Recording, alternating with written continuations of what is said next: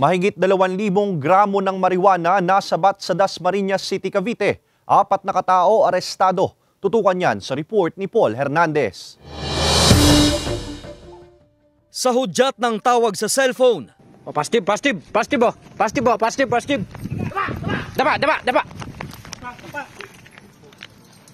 Pastib.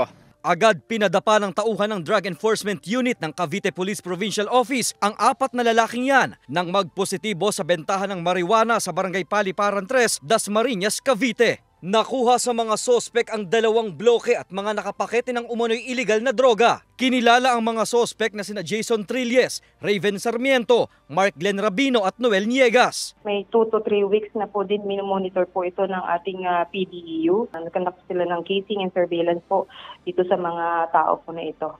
Mahigit 2,000 gramo ng umano'y marijuana ang nakumpiska ng operatiba. Ang presyo nito mahigit sa 260,000 pesos. Nadiskubre pang sa online nagaganap ang umano'y illegal na kalakaran. Ida-drop lang siya. Tapos through online yung transaction, magbibigay lang sila sa ng specific location.